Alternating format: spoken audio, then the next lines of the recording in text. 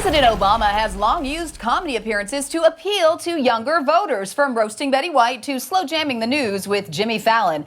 But will the president's leading role in the new Judd Apatow movie, Commander-in-Steve, help him or hurt him in the polls? Let's check in with the experts. With us tonight is political analyst David Berridale and entertainment reporter Brian Spies. Hello, Andrea. Hi, Andrea. So in Commander-in-Steve, President Obama plays Steve Barrett, a first-term U.S. president whose job gets a little harder when his two slacker best friends, played by Seth, Rogan, and James Franco, come to live with him in the White House. Do you think starring in this comedy is a smart political move? Absolutely. You know, voters are looking for someone who's current and cool, who can run the country and everything, but also deliver a hilarious boner joke. Okay, David, what do you think? Well, there's some concern among Democrats that it might not project the right image of the president. I mean, it's filled with drugs and drinking, questionable language. Sure, but Obama's character doesn't do that stuff. He's the uptight one in the group. There's actually this one great scene where his buddies have to teach him to relax, so they kidnap him from Air Force One and take him to a go-kart track. Okay, but there's still that nude scene. Yeah. Right, and 64% of voters that we polled said they would not approve of a president getting locked out of the White House while naked. Why not? It makes him relatable, and I hear that voters like that.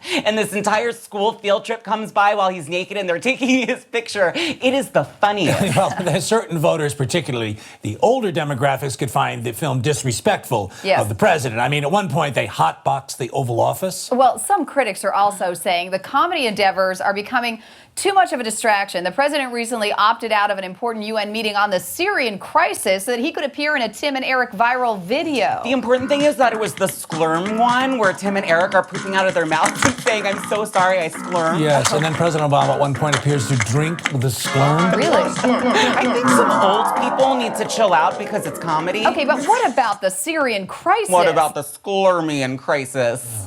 Okay, well, like it or not, the movie does seem to have helped, at least in terms of getting President Obama more celebrity endorsements. And apparently he's not just a hanger-on. The president's been around town doing open mics, and I hear he has a really solid 20. Okay, well, Commander-in-Steve will hit theaters in swing states the week before the election. Thank you, Brian and David.